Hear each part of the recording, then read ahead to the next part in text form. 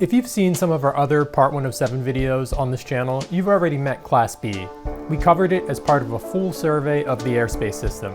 What it is, what it looks like on a sectional chart, what authorization it requires. If you haven't seen that one, I'll link it below. It's a solid foundation for everything we're doing today. But this video goes further. Today, we're doing a true deep dive on Class B specifically. We're going to pull up the actual sectional chart for my city, Pittsburgh, and unpack a real Class B airspace from the ground up. Every element on that chart explained. Then we'll take two real client scenarios and work through exactly what you do before showing up to fly. If some of the chart reading is a review for you, good. It'll go fast and you'll see it applied to a real location. If it's new, even better. Either way, by the end of this video, you'll be able to look at any Class B sectional chart and know exactly what you're looking at, what it means for your operation, and how to get authorization before you fly. Let's get into it. Class B airspace exists for one reason. The nation's busiest airports handle an enormous volume of commercial traffic. And that traffic needs a protected, controlled environment to operate in safely. We're talking about airports like JFK, LAX, O'Hare, Atlanta Hartsfield, facilities processing hundreds of flights a day around the clock. The FAA's solution is to designate a large block of controlled airspace around these facilities and require that everything operating inside it is in direct communication with and cleared by air traffic control, the controllers managing that airspace. That's the logic behind Class B. As a drone pilot, that context matters because it shapes how you think about flying anywhere near these airports. You're operating in some of the most actively managed airspace in the country. Before we look at the Pittsburgh chart, let's establish the basic architecture, because the chart will make a lot more sense once you understand what you're supposed to be seeing. Class B is not a cylinder. It's not a simple circle around an airport with a uniform floor and ceiling. It's a tiered shelf structure that looks, when you see it in a cross-section, like an upside-down wedding cake. Here's how it works. At the center, directly over the airport, Class B extends from the surface up to a defined ceiling. That's the core. It's the most restrictive layer, and it's where the highest concentration of arriving and departing traffic is. As you move outward from the airport, the structure expands in tiers. Each tier reaches further from the airport, but with a progressively higher floor. So directly over the runway environment, the airspace starts at the surface. An outer shelf, miles away, might not begin until 3,000 or 4,000 or even 5,000 feet mean sea level. The reason for this shape is the traffic it's designed to protect. Aircraft on approach aren't dropping straight down. They're descending along a glide path that begins many miles from the runway. The tiered structure traces those approach and departure corridors, wrapping protection around the paths aircraft actually fly. Now, the most important point before we look at a real chart. Every Class B is unique. The FAA designs each one around the specific traffic flows, terrain, and operational needs of that airport. No two are the same. All right, here's the Pittsburgh International sectional. This is a real FAA chart. Let's read it together. The first thing you notice are the solid blue lines. Those are the Class B boundaries. Solid, not dashed, and blue, not magenta. That's your immediate visual identifier. But notice something. These aren't clean circles. They're irregular shapes. A lot of people expect circles and get confused when they see this. The reason is exactly what we just talked about. Class B is designed around the actual traffic flows at that specific airport. The FAA draws the boundary to protect the approach and departure corridors, carve around nearby airports and terrain, and fit the operational reality of that facility. This Class B chart reflects Pittsburgh's geography, traffic patterns, and surrounding airspace. Before we go any further into this chart, I want to establish something that will make everything else make sense, because if this isn't clear, the notation we're about to read will be confusing. MSL is mean sea level. This is what sectional charts use for airspace boundaries. That's a fixed reference point that's measured from the ocean surface, consistent everywhere regardless of terrain. Your Part 107 operational ceiling, 400 feet, is in AGL, above ground level, measured from whatever ground is directly beneath you. These are not the same reference point, and they're not interchangeable. Here's a concrete example using Pittsburgh. Terrain in the area can run roughly between 900 and 1,200 feet above sea level, depending on where you are. So a drone flying at 400 feet AGL near Pittsburgh is actually at somewhere around 1,300 to 1,600 feet mean sea level. That distinction matters the moment you start comparing your drone's altitude to airspace boundaries printed on a chart, because those boundaries are in mean sea level and your altitude readout is in above ground level. If you want the full breakdown with more examples, I covered it in the sectional charts video, link in the description. Now we can read the numbers. Inside each bounded segment of the Class B, you'll see a notation that looks like a fraction. The top number is the ceiling, the bottom number is the floor. Both are in hundreds of feet mean sea level. So in the innermost ring here, you see 80/SFC. The ceiling is 8,000 feet MSL. You always add 2 zeros to these altitude numbers.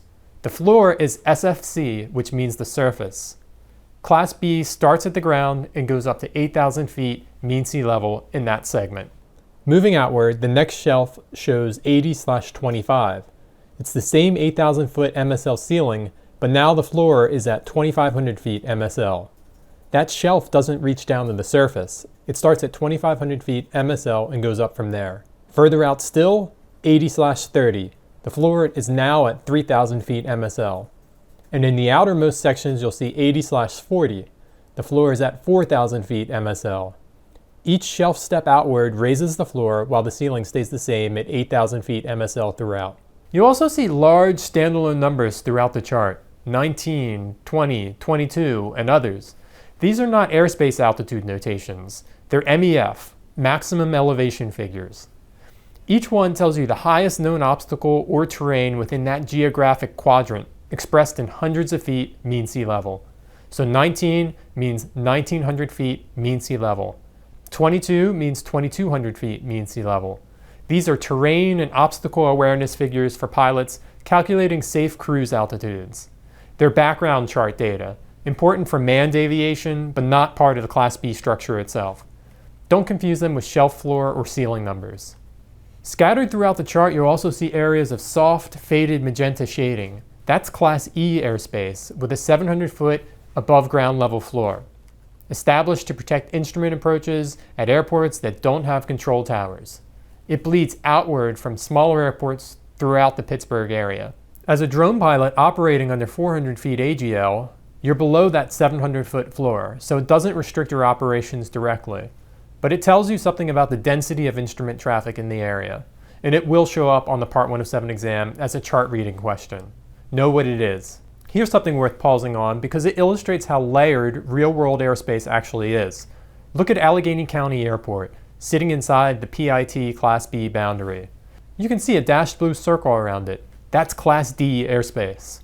A dashed blue circle means a towered airport with its own controlled airspace. So what you're looking at here is Class D airspace nested inside Class B airspace. Two separate, overlapping classes, each with its own rules and its own controlling facility. When you're reading a real sectional chart, you're never looking at just one airspace class. You're reading multiple layers simultaneously. This is exactly why chart literacy matters, and why an app like Aloft is so useful, because it processes all of that layering for you and gives you a clear answer about what applies to your specific location. Now, let's connect the chart to what it actually means when you show up to fly. At 400 feet above ground level, the outer shelves of Class B are almost entirely irrelevant to you. A shelf with a 4,000 foot mean sea level floor doesn't affect a drone operating at 400 feet AGL near Pittsburgh. You're nowhere near that floor. So in the outer sections of the Class B, a drone at typical operating altitudes is flying below the shelf, which means it's technically not in Class B at that location and altitude.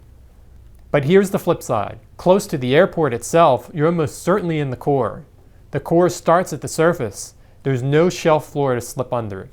If you're flying near Pittsburgh International at any altitude, you're in the core of Class B from the ground up. The practical rule, don't assume the tiered structure works in your favor without checking. The shelf floors only help you if you're far enough from the airport to actually be under one. Which leads us to the part of this video I've been building toward. Let's say I get 2 client calls on the same day. Both want drone footage in the Pittsburgh area. Here's how I'd work through each one. A client wants footage in Sewickley, a borough just northwest of Pittsburgh, right along the Ohio River. I pull up the sectional chart. Sewickley sits in the innermost ring of the PIT Class B, the one labeled 80/SFC, surface to 8,000 feet mean sea level. There's no shelf floor to slip under here. Class B starts at the ground and goes up. Any drone flight in Sewickley is inside Class B and requires authorization before I fly. Now, I could do the chart math and feel reasonably confident about that conclusion, but I don't stop at the chart. I open Aloft, drop a pin on Sewickley, and here's what it tells me. Controlled airspace, authorization required. UAS facility map showing a permission altitude of 400 feet. The Get LAANC button is right there. The chart and the app agree. I need authorization. LAANC is available and I can initiate that request directly from Aloft. I'll talk about what that process actually looks like in a dedicated LAANC video. But the key point here is that Aloft confirmed what the chart told me and gave me the path forward in the same screen. Second client call. They want footage at a park in Murraysville. I pull up the chart. Murraysville sits inside the Class B boundary under the shelf labeled 80/40. That's a floor of 4,000 feet mean sea level and a ceiling of 8,000 feet mean sea level. Here's where the MSL versus AGL distinction becomes practically useful. My drone is going to fly at or below 400 feet above ground level. In the Murraysville area, terrain sits roughly around 1,000 to 1,200 feet mean sea level. So at 400 feet AGL, I'm operating somewhere around 1,400 to 1,600 feet MSL, well below that 4,000 foot MSL shelf floor. The Class B shelf at that location doesn't reach down to where my drone is flying. But again, I don't just trust the chart math. I open Aloft, search the address of the park, and here's what it shows me. Clear airspace, no authorization required. That's the confirmation I need. The sectional chart told me I was under an elevated shelf. Aloft confirmed the drone altitude I'm planning is below that shelf floor. I can fly without LAANC authorization as long as I'm meeting all other Part 107 requirements. Sewickley and Murraysville are maybe 15 miles apart. One requires LAANC authorization, one doesn't. Both are inside the Class B boundary. The difference is purely about where you are within the tiered structure and what altitude you're flying at. This is exactly why you can't look at a map, see a Class B label, and assume you either always need authorization or never need it. You have to check the specific location, the specific shelf, the specific altitude, and then confirm with an app before you leave the house. Quiz time. 5 questions, all built around what actually appears on the Part 107 knowledge exam. 3 choices per question, which is the same format as the test. Think through each one before I give the answer. Question 1. You're looking at a sectional chart and see solid blue lines forming an irregular shape around a major airport. What does this depict, and why aren't the lines perfectly circular? Is it A, Class C airspace? The irregular shape indicates terrain-based restrictions. B, Class B airspace? The shape is tailored to the specific traffic flows, terrain, and operational needs of that airport, not a standard geometric form. C, Class B airspace? The irregular shape indicates temporary flight restrictions in effect. The answer is B. Class B boundaries are designed by the FAA around the actual approach and departure paths, terrain, and neighboring airspaces at each individual airport. No 2 Class B structures are the same. Solid blue lines, unique shape, Class B. Question 2. A sectional chart shows a Class B segment labeled 80/40. What does this notation mean? A. The airspace extends from 400 feet AGL to 800 feet AGL. B. The airspace extends from 4,000 feet MSL to 8,000 feet MSL. C. The airspace extends from the surface to 8,000 feet MSL. The answer is B. Floor at 4,000 feet MSL, ceiling at 8,000 feet MSL. Both numbers are in hundreds of feet MSL. The top number is the ceiling, the bottom number is the floor. Answer A is wrong because these are MSL values, not AGL. Mixing those 2 reference points is a reliable way to misread a sectional chart. Answer C is wrong because a surface floor would be shown as SFC, not a number. When you see a number on the bottom, there's a floor above the surface. Question 3. While reading a sectional chart, you notice large standalone numbers like 19 and 22 printed across different quadrants of the chart. What do these numbers represent? A. The floor altitudes in hundreds of feet MSL for the Class B shelf in that area. B. Maximum elevation figures, the highest known terrain or obstacle in that quadrant in hundreds of feet MSL. C. VFR cruising altitudes recommended by ATC for that region. The answer is B. These are MEF values, maximum elevation figures. They tell you the highest terrain or obstacle in that geographic quadrant expressed in hundreds of feet MSL. So 19 means 1900 feet MSL, 22 means 2200 feet MSL. These are obstacle and terrain awareness figures for pilots planning cruising altitudes. They're not part of the Class B structure, and they're not airspace floor or ceiling notations. Knowing what they are prevents you from misreading them as altitude limits. Question 4. A drone pilot is planning a shoot in Sewickley, Pennsylvania, which sits inside the innermost ring of the Pittsburgh Class B, labeled 80/SFC. The pilot plans to fly at 200 feet above ground level. Does this operation require authorization? A. No. At 200 feet AGL, the pilot is well below the 8,000 foot MSL ceiling, and no authorization is needed. B. Yes. The 80/SFC notation means Class B starts at the surface, so any drone operation at that location requires authorization under Part 107, regardless of altitude. C. No, LAANC authorization is only required for operations above 400 feet above ground level. The answer is B. SFC means the floor of that Class B segment is at the surface. There's no elevation floor to slip under. Class B starts at the ground and extends up to 8,000 feet mean sea level. A drone flying at 200 feet above ground level at that location is inside Class B airspace. Authorization under Part 107 is required before that flight takes place, and LAANC through an app like Aloft is the primary path to get it. Question 5. A drone pilot checks a sectional chart and confirms their planned flight location in Murraysville, Pennsylvania is under a Class B shelf with a floor of 4,000 feet mean sea level. The terrain in that area is approximately 1,100 feet mean sea level. The pilot plans to fly at 300 feet above ground level. Should the pilot assume they're clear of Class B and launch without checking further? Answer A. Yes. 300 feet AGL puts the drone well below the 4,000 foot MSL shelf floor, so no authorization is needed. B. No, the pilot should always verify with a LAANC app like Aloft before flying, even when the chart math appears to work in their favor. C. Yes.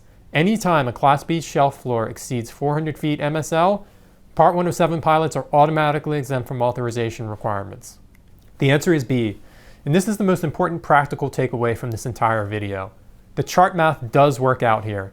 300 feet AGL plus 1,100 feet MSL terrain puts the drone at roughly 1,400 feet MSL, well below that 4,000 foot shelf floor. But the right answer is still to verify with Aloft before you fly.